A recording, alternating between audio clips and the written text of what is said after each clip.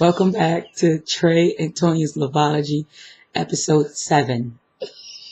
Before we continue into our questioning, my baby would like to do a public service announcement. You guys, please send Trey some ideas of how he can look for the spring. Because he went me out with these damn scarves. You guys, please help Trey. Tell Trey what you guys would like for him to wear for our spring episodes because he can't continue to scarf it up. The winter is almost over, and that baby said he loves his scarves. It keeps my neck warm. I hate to have a cold neck. So whatever. My baby needs to stop hating on my scarves for real. You guys tell Trey how to spice up his wardrobe for spring. He don't need spicing up in the bedroom. He needs spicing up on the top part. So again, I had to get that piece in because he was fixing the scarf on the break. So please. Don't y'all laugh at her because ain't nothing funny. Oh gosh. There's nothing funny. There's nothing wrong with my scarves. It's funny to You me. may send your ideas. I will review them. Go from there. I will. Oh, Jesus. Okay, y'all, this last question is going to knock my socks, my panties, and my bra off. You need to focus, babe. Okay, let me get serious because this is a very, very serious one. Okay. Sorry, babe. Okay. We're done with the scarf thing. Now we can move on. I'm focused. This question came in and it states, I cheated on my girlfriend because I became unhappy with our relationship. She found out I cheated and left me. Since she's been gone, all I have done is try to get her back. I realized after losing her that I took her for granted and I only want her in my life. What do I do? I've torn her apart. Is there really a true shot after you cheat? How can you reach your ex when she is so bitter behind what you did? See, I needed that laugh first because this is not funny. No, this is so not funny. And like we said before we went to break in our last segment, this is going to touch a lot of you guys. Yep. Because I'm sure many of us can relate to this question. And our hearts dropped when this question came in because I've been in that position. I've been in that position. My baby's been in that position. And I guess to just focus on the question that this person sent in, is there really a true shot after you cheat? I believe there is. But it's going to be a very, very steep hill to climb. And it's going to take both you and your partner to want this relationship, to want to work on it, to do everything. But before even trying to work on it, you both have to, it's like almost get a plan together that will help you be successful versus failing. In your question, you stated that you've been trying to get her back. All I can do right now is think as far as how she feels. Yeah. And she is feeling, she's pissed, she's hurt, betrayed. She feels betrayed, let down, she's unhappy.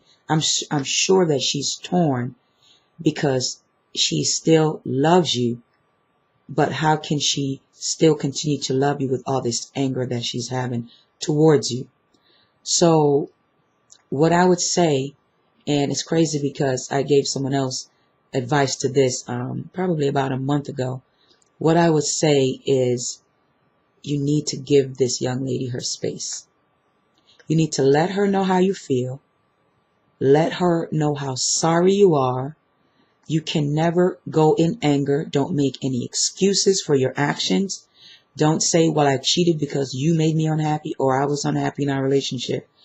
There's no blame game at this point.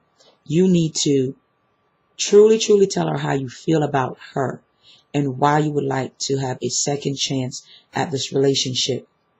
And then give her some space.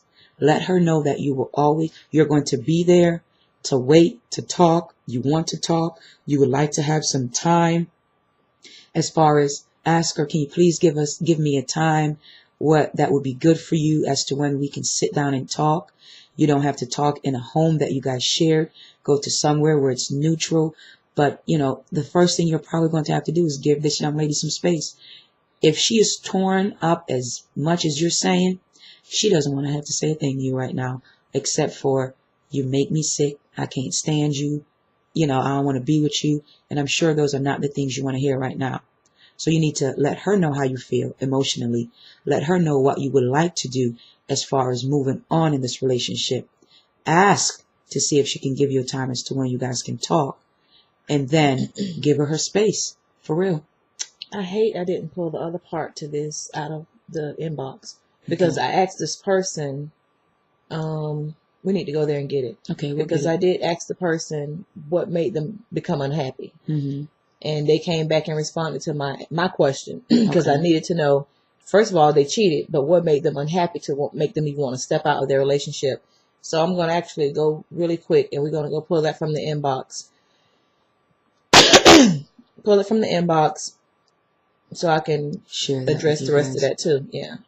But when we deal with cheating, I mean, it is a sore subject to all, and it really causes some happy homes. And cheating just doesn't occur when there's unhappiness.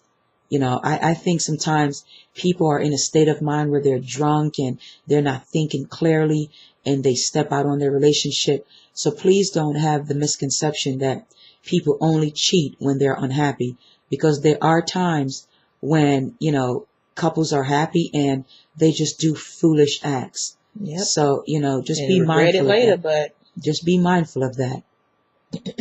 We're pulling up the response as to why this individual became unhappy within the relationship. And here we go, baby. It's right here. The other part to this, because I had to go back and ask them, okay, well, what made you cheat? What made you cheat, and why did you become unhappy? And the person says, we had a serious lack of communication. It was hard for us to see eye to eye, and I felt unappreciated. Now that she's gone, I've had time to see how things went wrong and why they went wrong. The crazy part is that the person I cheated on her for isn't even a person I wanted to be with. She was just temporary relief for my issues. That normally is always the case. Yep. You go and cheat with some scallywag, and then you don't even want to be with that person. It's just crazy. Go ahead, baby. All right. I guess the biggest part is there really a true shot after you cheat? How can you reach your ex when she is so bitter behind what you did? I promise you, this is such a touchy situation and subject, because the first thing I think about is when the person cheat, they have automatically broke all the trust and the bonds that you guys had. And it's almost like breaking a piece of glass. And when you realize that you broke that glass, you want to put it back together as best as you can. And when you put that glass back together, it would never fit those pieces properly ever again. You still have cracks. You still have cracks. The glass may be whole, but you're going to still have cracks. The issue will always come up of why you cheated on me, when you cheated on me, how you cheated on me, who you cheated on me with. And you're going to keep saying, well, I was unhappy then. I didn't feel appreciated. You're going to go through that, especially if they decide to take you back. So this is the thing from me to you.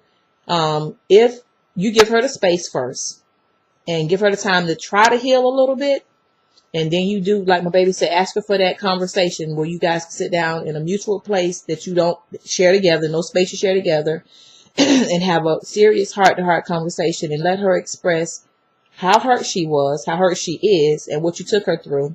And then you express how hurt you were and why you felt unappreciated, so you guys can go ahead and get all that part out in the open first. Then you need to tell her exactly what you told me, why you cheated. If she didn't already know these reasons, re-explain to her why you cheated. So even though it's not going to help a whole lot, but it'll probably give her just a tad bit of understanding of why you stepped out. Because I'm thinking that she probably thought you guys were good, and she probably thought you would never cheat on her. Right. And now that you realize that you really did mess up, and she's the person that you want to be with, and the person you cheated with don't mean nothing to you and was a temporary fix for your issue. And now you're suffering the consequences of what you did by stepping out cheating. 2, you got to do everything in your power to try to win your girl back. Yeah. And 3, if you get her back, it is never, ever going to be the same. It's not, and but that's not always a negative thing. It's not, but it's going to be, like I said, it's going to be an uphill battle. There's going to have to be a lot of talking. You're going to have to do a lot of reassuring if she does come back. Because she's not going to trust you for maybe years We to come. We can't put a time limit on that. Years to come, she's not going to trust. Because there are some people who get over it fast.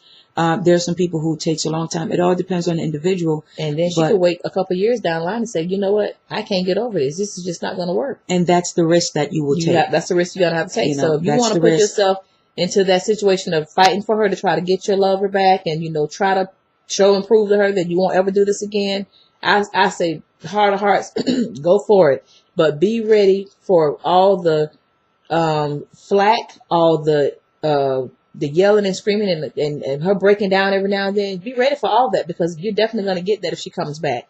It's not going to just go away. You can't just sweep it under the rug and tell her you want to start off from scratch. That's not going to happen. That's not going to happen. You're not going to start off from scratch. You can't erase it. And I know I said this in one of our earlier segments where I cheated, and I asked my ex back, and my ex took me back.